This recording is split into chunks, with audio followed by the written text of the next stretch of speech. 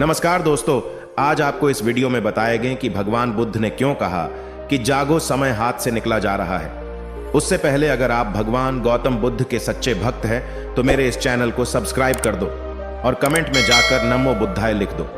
तो चलिए कहानी शुरू करते हैं। एक समय की बात है, भगवान बुद्ध एक शहर में प्रवचन दे रहे थे। उन्होंने प्रवचन के बाद आखिर में कहा, जागो, समय हाथ से निकला जा रहा है।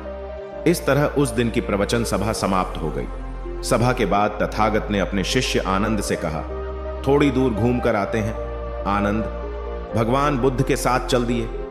अभी वे विहार के मुख्य द्वार तक ही पहुंचे थे, लेकिन वहीं पर रुक गए। प्रवचन सुनने आए लोग बाहर निकल रहे थे, इसलिए भीड़ का माहौल था। वे दोनों भीड़ कम होने का इंतजार करने लगे।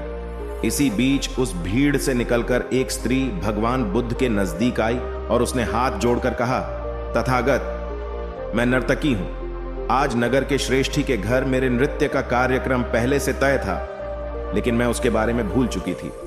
यहां जैसे ही आपने कहा कि जागो, समय निकला जा रहा है, मुझे तुरंत इस बात की याद आई कि मुझे कार्यक्रम में जाना है। उसके बाद एक डाकू भगवान बुद्ध से मिला और उसने कहा, तथागत, मैं आपसे कोई बात छिपाऊंगा नहीं।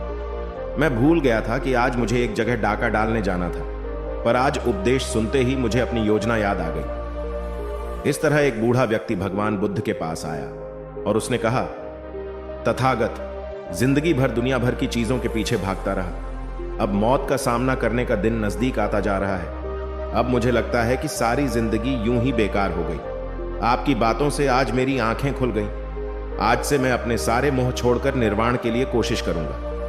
जब सब लोग चले गए, तब भगवान बुद्ध ने कहा, आनंद, ध्यान दो। प्रवचन मैंने एक ही दिया, लेकिन उसका हर किसी ने अलग अलग मतलब निकाला।